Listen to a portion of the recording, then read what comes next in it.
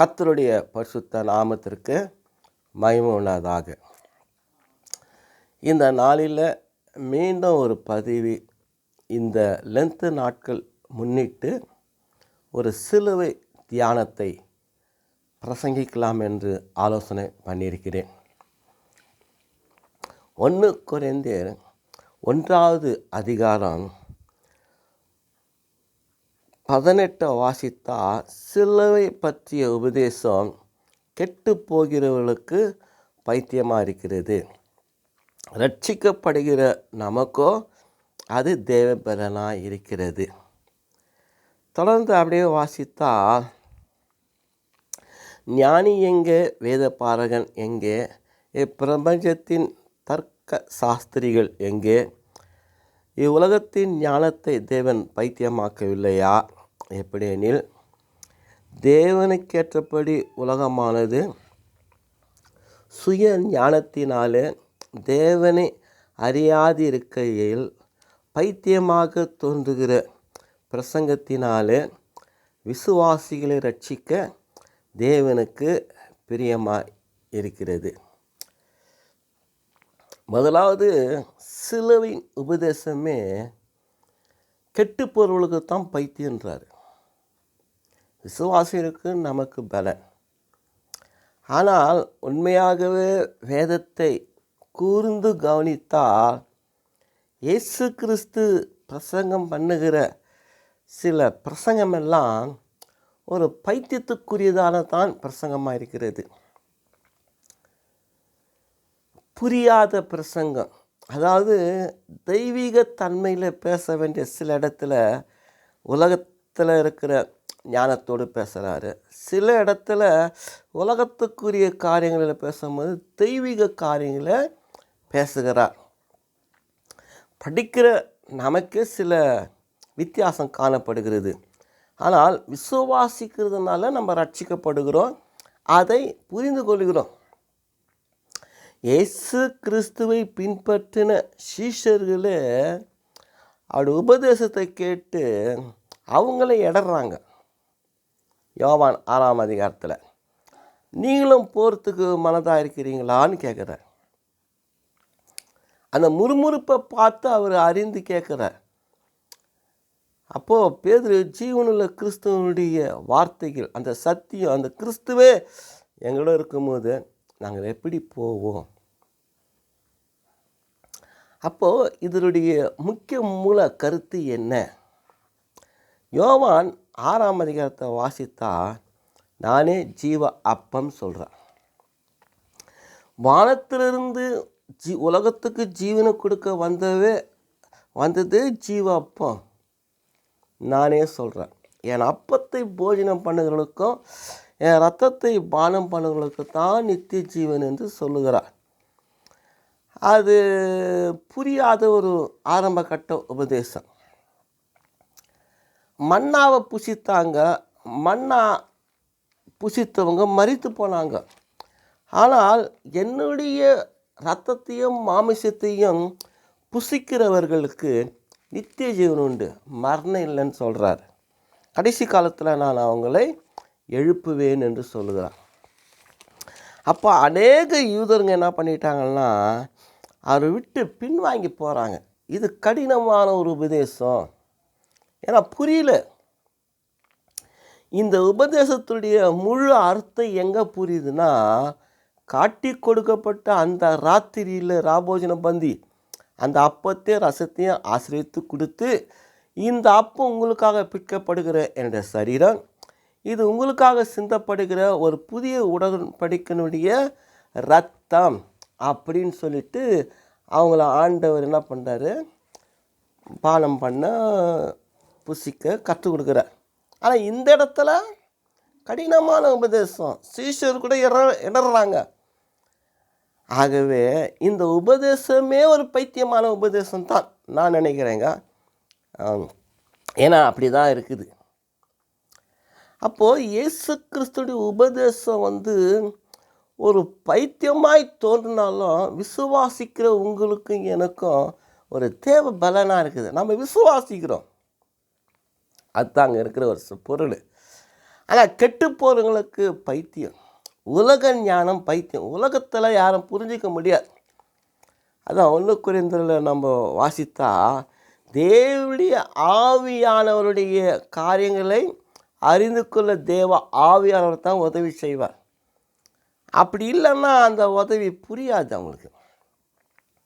உலக ஞானம் எப்படின்னா புரிஞ்சிக்கலாம். ஆனால் வேதத்தினுடைய ஆழங்களை புரிந்து கொள்ளும்படி தேவனுடைய ஆவி இருந்தால் தான் தேவனுடைய காரியங்களை ஆராய்ந்து அறிய முடியும் என்று அந்த கொரிந்தியர் புஸ்தகத்தில் சொல்கிறார். ரொம்ப ஆழமான ஒரு சத்தியம் அது. சர்வசாதாரணமான ஒரு மனிதன் பைபிளை படிக்க முடியாது.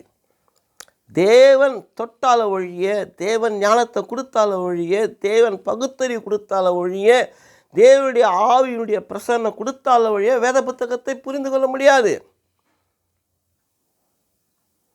அதனால தான் இந்த இயேசு கிறிஸ்துடைய உபதேசம் பைத்தியமாய் தோன்றுகிறது அப்படி சொல்கிறார். ஏன்னா பைத்தியமாய் தோன்றுகிற உபதேசத்தில் தான் விசுவாசிக்கிறவர்களை ரட்சிப்பதற்கு ஏதுவாக அமைந்தது அப்படி சொல்கிறார். ஏன்னா அந்த ஜீவ அப்பம், அவர் உலகத்துக்கு ஜீவனை கொடுக்குற அந்த ஜீவ அப்பமே வானத்திலேருந்து இறங்கி வந்தது. மன்னா புசித்தான், இறந்தான். ஆனால் இதை புசிக்கிறவனோ மறிக்க மாட்டான். அதான் 7 வாசித்தான், என் வார்த்தையை கேட்டு விசுவாசித்து நடக்கிறவனுக்கு நித்திய ஜீவன் உண்டு என்று சொல்கிறார். அப்போ இதனுடைய பொருள் என்னன்னா நித்திய ஜீவன். அதுதான் அங்கே இருக்க வேண்டிய ஒரு முக்கிய மூல ஒரு சத்தியம். அதே போல் யோவான் 8 வாசித்தால் இன்னும் கொஞ்சம் ஆழமான ஒரு சரித்திரம் இருக்கிறது. அதில் இன்னும் ஒன்று பாருங்கள். இந்த 7:22 அந்த பைத்தியத்துக்கு சொல்கிறோம் பாருங்க. மோசேயினால் விருத்த சேதனம் உண்டாகலை. பிதாக்கள் ஆபிரகாம், ஈசாக்கு, யாக்கோபு வாழ்ந்த காலத்தில் ஆபிரகாம் கிட்ட உருவானதான் விருத்த சேதனம். பவுல் எப்படி பைத்தியக்காரனாக மாறினார்? விருத்த சேதனம் தான்ப்பா பழைய ஏற்பாடு. இவங்க விருத்த சேதனம் இல்லை. இயேசு கிறிஸ்து நமக்காக மரித்து உயிர் தெழுந்தாரே, அதுதான் ரட்சிப்புன்றாரு. அப்போ நம்ம இவ்வளோ காலம் ஒரு பரிசேயனாக இருந்து இந்த விருத்த சேதனத்தை பற்றி இவங்க குறை கூறுறாங்களே, அதுதான் அவரும் கிறிஸ்துவுக்கும் சீஷர்களுக்கு விரோதமாக எழும்பிட்டார். அப்போ நீதி நியாயப்பிரமாணத்தில் இல்லையா? நாங்கள் எவ்வளோ நியாயப்பிரமாணத்தை கடைப்பிடிச்சி நடந்து வந்தவங்களாச்சே. காலகாலமான நியாயப்பிரமாணம் தான். எந்த தீர்க்கதரிசியாக இருக்கட்டும், அவங்க வாழ்ந்த ராஜாக்கள் காலத்தில் உபதேசம் பண்ணுறாங்க. ஆலயத்தை புதுப்பிக்கும்படி அங்கே சுருள் அந்த தாள் கிடைக்கும் போது அந்த சுருளை எடுத்து வாசித்தால் நியாயப்பிரமாணம் சீர்திருந்துறாங்க. நீதி இல்லையா? இதுதான் பவுலுக்கு கொஞ்சம் மிக குழப்பமானது. அதனால தான் இந்த இடத்துல இந்த புதிய ஏற்பாட்டில் வாசிக்கும்போது கண்ணும் கருத்தமாய் படித்தால்தான் நமக்கு புரியும். இந்த ஓய்வு நாளில் தேவன் செய்த அற்புதங்களை கண்டு பரிசேயர் என்ன பண்ணுறாங்கன்னா, ஓய்வு நாளில் செய்யலாமா? கொலை செய்ய வகை தேடுறாங்க. வேத பாருங்க, ஒரு அடையாளத்தை கொடுன்னு கேட்குறாங்க. அவங்களுக்கு என்ன சொல்கிறார் ஆண்டவர்? யோனாவை போல பூமியின் இதயத்தில் மனுஷகுமார் 3 நாள் இரவும் பகலும் இருப்பாருன்னு சொல்கிறார். யோனாவிலும் பெரியவர் நான். ஆனால் நினைவே பட்டணத்துக்காரு எழும்புகிற நாளில், நியாய தீர்ப்பு நாளில் உங்களைத்தான் அதிகமாக நியாயம் தீர்ப்பார். தென் ராஜஸ்திரி அவங்க வாழ்ந்த காலத்தில் சாலமோன் என்ன பண்ணுறாரு? அவங்க காலத்தில் வாழ்ந்த அந்த ஜனங்களை அவங்கள அதிகமாக நியாயம் தீர்ப்பார். இந்த தென் ராஜஸ்திரி எவ்வளோ மேலுன்றார். நினைவே பட்டணத்தார் எவ்வளோ மேலுன்றார். காரணம் என்னன்னு கேட்டால், இந்த கிறிஸ்துவின் உபதேசத்தை அக்காலத்து மனிதர்கள் வேதபாரகர், பரிசேயர், சதுசேயர் இவங்கெல்லாம் புரிந்து கொள்ள முடியாத ஒரு நூதன உபதேசமாக இருக்கிறது. எது? சிலுவின் கிறிஸ்துவின் உபதேசம் புரிஞ்சு கொள்ள முடியல, அதை ஏற்றுக்கொள்ள மனமில்லை. எங்கள் முற்பிதாக்கள் ஆபிரகாம், ஈசாக்கு, யாக்கோபு, மோசே, இவர் இந்த உபதேசத்தை பண்ணி கொண்டு இருக்கும்போது அங்கே யோவான் 8 வாசித்தா என்ன அழகாக சொல்கிறார். இவ்வளோ பேசுறியாப்பா, நீ ஆபிரகாமை பார்த்தியான்னு கேட்டாங்க.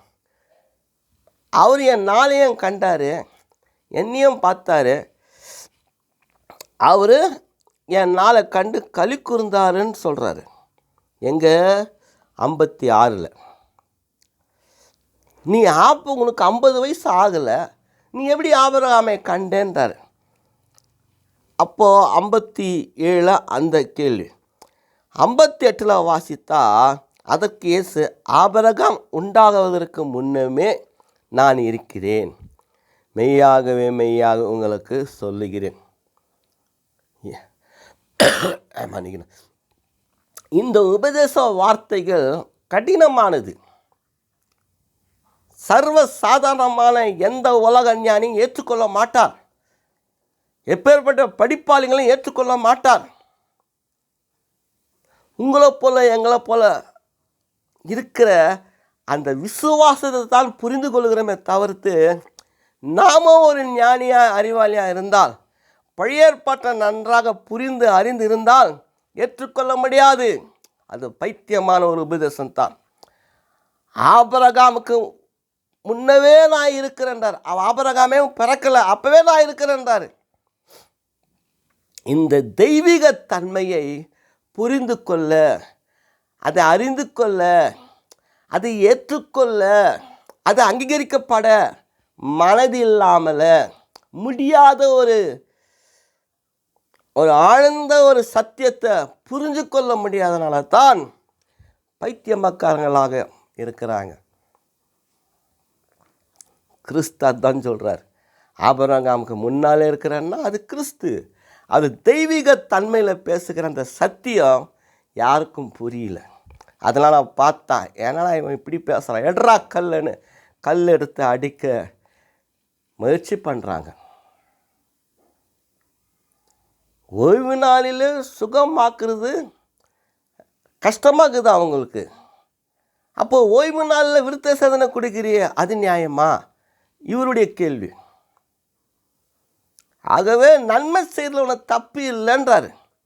நீ விருத்த சேதனை பண்ணுறதே ஒரு வேலைன்னா, பிசாசுனுடைய பிடியில் அகப்பட்டிருக்கிற தேவனுடைய பிள்ளைகளை விடுவிப்பதில் எனக்கு பங்கு உண்டுன்றார். அதுதான் தெய்வத்தன்மை. அதனால் இந்த பரிசேயன், சதுசேயன், வேதபாரகர், மூப்பர்கள், பிரதான ஆசாரியர் கூட அவரை ஏற்றுக்கொள்ள அங்கீகரிக்கல, கொலை செய்யத்தான் முயற்சி பண்ணுகிறார்கள். ஏன்னா அந்த சிலுவின் உபதேசம் கெட்டு போகிறவர்களுக்கு தான் பைத்தியம். அவங்க கெட்டு போகிறவங்க, அழிஞ்சு போகிறவங்க, ஒரு புது உபதேசத்தை அங்கீகரிக்கப்படாதவங்க.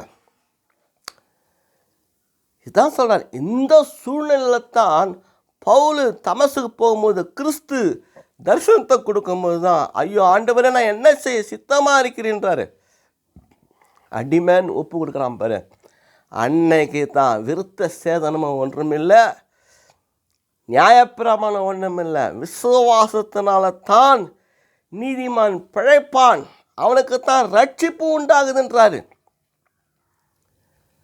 பேதுருவில் வாசித்தால், நீதிமானே ரட்சிக்கப்பட அரிதானால் பாவிகளும் துன்மார்க்கனை எங்கே இருப்பாங்க? அப்போ ஒரு நீதிமானே, ஒரு ஞானியே, ஒரு அறிவாளியே, ஒரு பகுத்தறிவாளரே இந்த வேத புத்தகத்தை படிஞ்சு புரிந்து கொள்ள முடியாவிட்டால் வேறு எதை அவன் படித்து கற்றுக்கொள்ளுவான்? கெட்டு போகிறது தான் அறிந்து கொண்டு அவன் அழிஞ்சு போவான தவிர்த்து இல்லை. அதுதான் பைத்தியமான காரியங்கள். ரட்சிக்கப்படுகிற நமக்கோ மிகுந்த ஒரு தேவ பலனாய் இருக்குது என்று நமக்கு வேதம் நன்றாக சொல்லுகிறது. மத்தேயு 11:21 வாசித்தால் 23ஆம் அதிகாரத்துலேருந்து வாசித்தா அங்கே ஒரு ஆண்டவர் ரொம்ப அற்புத காரியமாக ஒன்று பேசுகிறாரு. என்னன்னா, கோரேசினே ஐயோ, பெத்சாயிதாவே ஐயோ, என்ன எல்லாம் ஐயோ சொல்கிறார். மாயக்காரனை வேதப்பாரகனே ஐயோ. ஏன்னு கேளு, அவன் தான் பைத்தியக்காரன். அந்த பைத்தியக்காரன் நம்மளை பைத்தியமாக பார்க்குறான். இயேசுக்கிட்ட முடியுமா? மாயக்காரனே, எப்படி மாயக்காரனே வேதப்பாரகன், எவ்வளோ ஒரு பண்டிதன் மாயமாலம் போட்டு திரிகிறான். எஸ்ரா இடத்துக்கும் வேதத்தை ஆராய்ந்து அறிந்து போதிக்கிற ஒரு உத்தம பக்தி உள்ளவனாக இருக்கிறான். ஆனால் இங்கே இருக்கிற வேதப்பாரகன் மாயமாலம் போடுகிறவனாக இருக்கிறான். ஆகவே கிறிஸ்துவின் உபதேசத்தை ஏற்றுக்கொள்ள முடியாத ஒரு அங்கீகரிப்பு தன்மையில் இருக்கிறது. அதான் மாயக்காரனேன்றார் ஆண்டர். இவரிடத்துக்கு எரேமியா சின்ன வயசில் ஊழியத்துக்கு அழைச்சார். அவருக்கு ஒரே ஒரு உபதேசம் தான் கொடுத்தார். சாகர் வரைக்கும் அதே தான் அந்த உபதேசமே. என்ன உபதேசம்? நீங்கள் எல்லாரும் பாபிலோனில் போய் 70 வருஷம் அடிமைப்பட்டு போங்க, அப்புறமா உங்களை நல்ல சுகமாக கொண்டு வருவார்னு சொல்கிறாங்க. ஆனால் இது யாரும் ஏற்றுக்கல. ஏன் ஏற்றுக்கல? எகிப்தில் இருக்கிற எங்களை பிதாவாகிய தேவன் எங்களை விடுவித்து கொண்டு வந்தாரே. நீ நான் புது தீர்க்க தரிசனமாக சொல்கிற? உன் உபதேசமே கள்ள உபதேசம், உன் தீர்க்க தரிசனமே கள்ள தீர்க்க தரிசனம். ஏற்றுக்கொள்ளலை, அதை அங்கீகரிக்கவில்லை. போட்டோடு அடிமைப்பட்டு போயிட்டாங்களா, வந்து கேட்குறாங்க, எப்பா நாங்கள் எகிப்துக்கு போகிறோம், என்ன சொல்கிறோம், வேணா நம்ம கூட சரண்டர் ஆகிடலான்றார். இந்த ஆரம்பம் முதல் முடி மட்டும் எந்த சூழ்நிலையில் கேட்டாலும், எந்த சூழ்நிலையில் அந்த தீர்க்கதரிசனம் சொன்னாலும், எப்பேற்பட்ட உபத்தத்தில் பேசினா கூட பாபிலோனில் போய் 70 வருஷம் அடிமையாக இருப்போம், இதைத்தான் சொல்கிறார். அதனால்தான் எரேமியாவுடைய வார்த்தைகளை யாரும் அங்கீகரிக்கப்படவில்லை. ஏன்னா அது பைத்தியமான வார்த்தையாக இருக்குது, பைத்தியமான வார்த்தையாக இருக்கிறது. இன்னும் ஒன்று சொல்லப்போனால், யோசேப்புக்கு சின்ன வயசில் அவனுக்கு அந்த ரட்சிப்பின் ஒரு எகிப்தில் இஸ்ரவேலரை போஷிக்கிற அந்த ஜீவனுடைய காரியத்துக்கு ஒரு வாழ்வாதாரமாய் அமையக்கூடிய ஒரு தரிசனத்தை இந்த யோசேப்பு கொடுக்குறாரு. அரிக்கட்டெல்லாம் வணங்குற மாதிரி, நட்சத்திரம்லாம் சூரிய சந்திரன் வணங்குற மாதிரி அது சொல்கிறாங்க. ஏற்றுக்கல. ஏன்னா அது பைத்தியமாக இருக்கிறது. என்னடா நம்ம இவனை வணங்கணுமா? ஷாலுன்ற பையனை போய் நான் வணங்கணும். அது ரொம்ப ஆழமான ஒரு சக்தி அதில் என்ன இருக்குதுன்னா, இந்த யோசேப்பு கூட என்னடா மகனி காண்ற தரிசனம் சொப்பனா ரொம்ப தப்பு, அப்படிலாம் காணக்கூடாது. ஆனால் மனசில் வச்சுக்கிறார். ஆனால் இந்த சூழ்நிலையில் அவர் கடைசி காலத்தில் அவர் என்ன பண்ணுறாருன்னா, தன்னுடைய சகோதரர்களை கூப்பிட்டு, அதாவது அவங்க பிள்ளைங்களை கூப்பிட்டு, போகப்பா யோசேப்புக்கிட்ட மன்னிப்பு கேட்டுங்கன்றார். அவங்க போய் அதை மன்னிப்பு கேட்டு ஒப்புரவாகிறாங்க. ஏன்னு கேட்டால், அப்போ சொல்கிறார் அவர், யோசேப்பு அவன் என்ன செய்கிறாருன்னா, அந்த உங்களுக்கு முன் நீங்கள் தீமை செய்தீங்க, ஆனால் தேவனும் என்ன செய்தார்? நன்மையாக நடத்தும்படி, ஜனங்களை உயிரோடு காக்கும்படி அதை நன்மையாக மாற்றிட்டார். 50வது ஆதியாகமம் 50 சொல்கிறாரு. இந்த இடத்துல என்ன சொல்கிறாருன்னா, நாங்கள் செய்து தப்பு, எங்களை மன்னிச்சிடுன்னு கேட்குறாங்க.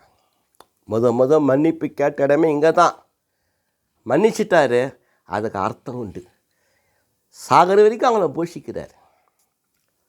அப்போ அப்படி பார்க்கும்போது சில தீர்க்க தரிசனமாகட்டும், சில உபதேசங்களாகட்டும், சில சத்தியங்களாகட்டும் நமக்கே புரியுறதில்லை. பைத்தியக்காரன மாதிரி ஆயிடுறோம்.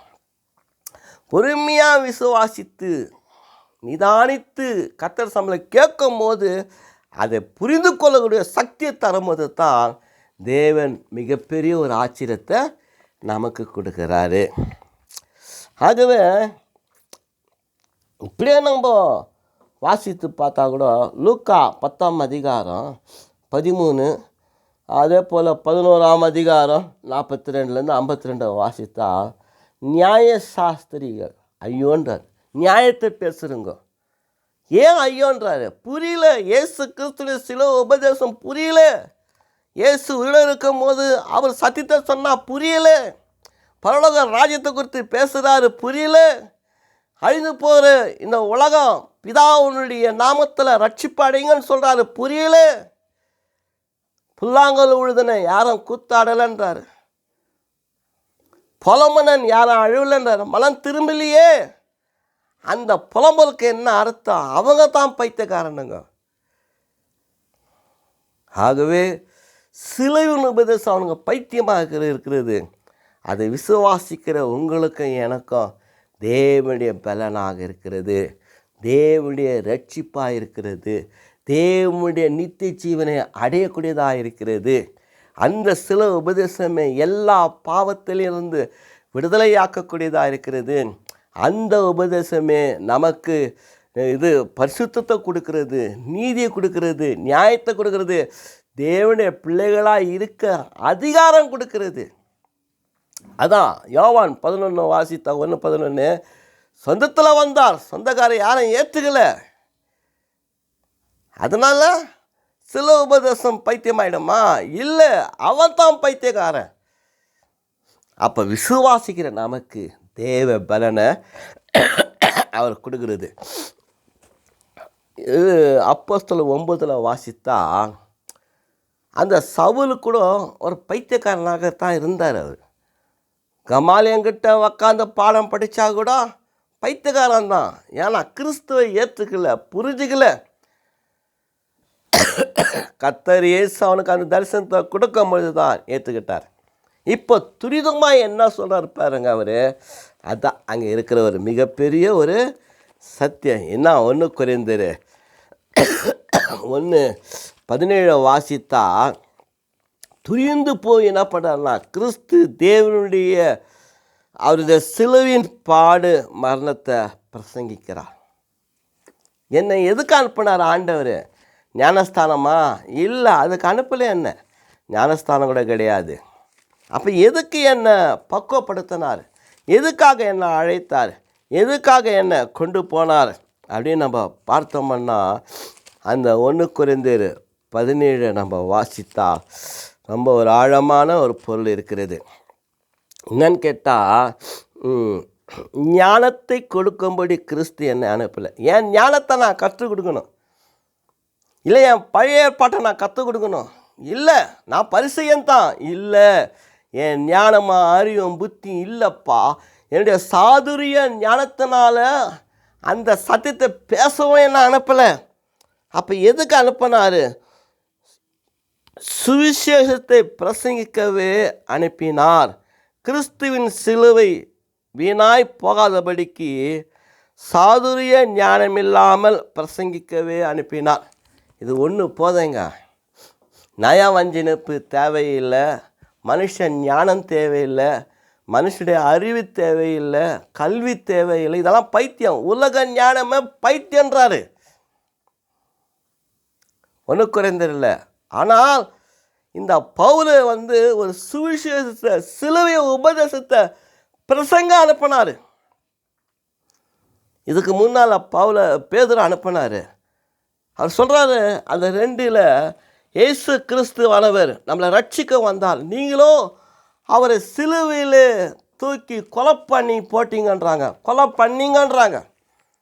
அப்போ தான் அந்த வார்த்தை கேட்டவங்க மனசில் இருதயத்தில் குத்தப்பட்டவர்களாக ரட்சிப்படைவதற்கு என்ன வழி? அப்போ தான் பாவம் மன்னிப்புக்கு ஞானஸ்தானம் பெறுறாங்க. அப்படியே வாசித்தா இன்னொரு அதிகாரத்தில் வாசித்தா அந்த பெதஸ்தா குலத்தில் இருக்கிறவங்கள அந்த மன்னிக்கணும், அந்த தேவாலயத்தில் இருக்கும்போது ஒரு சப்பானியை குணமாக்குனதுனால என்ன ஆயிடுச்சு? அங்கே 7000 பேர் ரட்சிக்கப்பட்டாங்க. பவுல் தம்முடைய ஊழியத்தை செய்து கொண்டு போகும்போது ஆசாரியர்கள், அநேக யூதர்கள், அநேக அந்த பரிசுத்தவான்கள் ரட்சிக்கப்படுறாங்க. அதுதான் தேவ பலன். ஏன்னு கேட்டால் தேவனை பற்றி அறிய தேவனுடைய அபிஷேகம் தான் இருக்க வேண்டும், வேறு எதுவுமே இருக்கக்கூடாதுன்றார் ஆண்டவர். ஆகவே தேவ ஆவியில் நிறைஞ்சி தேவனுக்குரிய காரியங்களை நாம் பார்க்கும்போது தான் தேவனுடைய நாமம் மகிமைப்படும். 1 கொரிந்தியர் 2 வாசித்தால், நமக்கு தேவன் அவைகளை தமது ஆவியின் தமது ஆவியினாலே வெளிப்படுத்தினார். இந்த ஆவியானவர் எல்லாவற்றையும் தேவனுடைய ஆழங்களை ஆராய்ந்து அறிந்திருக்கிறார். மனுஷனுள்ள ஆவினாலே அன்றி மனுஷரில் எவன் மனுஷனுக்குரியவைகளை அறிவான்? அப்படி போல தேவனுடைய ஆவியை அன்றி ஒருவனும் தேவனுக்குரியவைகளை அறிய மாட்டான். அதான் பெரியமார்களே, தேவனுடைய காரியங்களை நாம் அறிந்து கொள்ள வேண்டும். இதுதான் மிகவும் பெரிய ஒரு சத்தியம். லாசர் உயிரோடு எழுப்பினாங்க, ஆனால் பார்த்து அவனை கொலை பண்ண ஆரம்பித்தாங்க. இயேசு கிறிஸ்து கொலை பண்ண, ஏன்னா இப்படியே விட்டா எப்படி மற்றவங்க ரோமர் வந்து நம்மளை அடிமைப்படுத்திக்குவாங்கன்னு பயம். ஆனால் அது ஏன் எழுப்பினார்ன்ற புரிஞ்சிக்கிற சக்தி இல்லை. பாப்பா எருசலேமுக்கு போகலான்னு கூப்பிட்றாரு ஆண்டவர். வளவன எலியா போல அக்னினா, நான் அக்னி போட வரலப்பா, அக்னி அழிப்பதற்காக வரல, ரட்சிக்கத்தான் வந்தேன். நான் தேவகுமாரன், தேவ கிறிஸ்து, பாடுபட்டு சிலுவையில் மரித்து உயிர் தெழ வேண்டும். இது தான் உங்களுக்கு ரட்சிப்பு. இன்னைக்கு நான் உன் காலை கழுவினால் நாளைக்கு எல்லாருடைய காலை நீ கழுவாய். உபதேசத்தை கற்றுக் கொடுக்குறாரு பாருங்க. ஆகவே சிலுவின் உபதேசம் கெட்டு போகிற பழைய ஏற்பாட்டுக்கு தான் பைத்தியம். ஆனால் ரட்சிக்கப்படுகிற நமக்கு தேவையில்லை. அது மட்டுமல்ல, இந்த உலகத்தில் படித்த படிப்பாளியும் கூட என்ன சொல்கிறாரு, அவங்க அறிந்து கொள்ள முடியல. தேவ ஆவி அவங்களுக்கு கொடுக்கப்படலை, தேவனுடைய மனக்கண் திறக்கப்படலை. இந்த காலத்தில் கிறிஸ்தவர்களுக்கு விரோதமாக எவ்வளவோ உபத்திரம் நேரிடுகிறது. இந்தியாவில் மட்டும் இல்லை, பாகிஸ்தான் இல்லை, நைஜீரியாவில், இந்த மாதிரி பல உகாண்டாவில், நைஜீரியா, உகாண்டாவில், ஆப்பிரிக்கனில் எவ்வளவோ உபத்திரம் இருக்குது. கிறிஸ்து வேத புத்தகத்தையே அங்கீகரிக்க மாட்டோம், வேண்டான்றாங்க. வடகொரியா, சீனாவில் எவ்வளோ பாடுகளை நம்ம பார்க்குறோம், கேட்குறோம். உலக ஞானம் பைத்தியமாக்குது, தேவன் பைத்தியமாக்குறா. விசுவாசிக்காதவனுடைய மனக்கண்ணில் மூடப்பட்டது தான் இருக்கிறது. விசுவாசிக்காத தேவனுடைய பிள்ளைகளாக இருந்தாலும் சரி, அவங்க உலகத்தாரனாக இருந்தாலும் சரி, விசுவாசிக்கணும், ஏற்றுக்கொள்ளணும். அவளை ஏற்றுக்கொள்ள முடியல. விஞ்ஞானம் தான் பெருசாக இருக்கிறது, ஆனால் அழிந்து போகிற ஆத்மாவை பற்றி கவலைப்படலை. ஒரு நித்திய ஜீவன், ஒரு பரலோகம், ஒரு ரட்சிப்பு இருக்குதுன்னு அறிந்து கொள்ள முடியல. அதுதான் எத்தனையோ தேவர்கள் வந்தாங்க, மரித்தாங்க, மண்ணுக்கு மண்ணாய் போயிட்டாங்க. நம்முடைய கிறிஸ்து வந்தார், பாடுபட்டு மரித்தார், 3ஆம் நாள் உயிரோடு எழுந்தார். அவருடைய கல்லறை இன்னிக்கும் திறந்து இருக்கிறது. அவருடைய கல்லறை மூடலையே, திறந்து இருக்கிறது. இந்த உலகத்தில் எந்த தேவனுடைய கல்லறை திறந்திருக்கிறது? மூடி போட்டு மண்ணாக தாங்குது. கிறிஸ்து அப்படி இல்லை. நான் மரித்தேன், சதா காலம் உங்களோட கூட இருக்கிறேன்றார். வெளிப்படுத்தின விசேஷம் 1ஆம் அதிகாரத்தில் சொல்கிறார். அதுத்தையா நம்ம விசுவாசம்.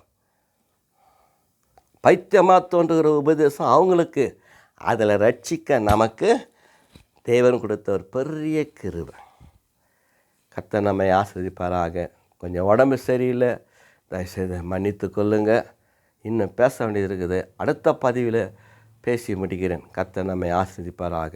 ஆமேன்.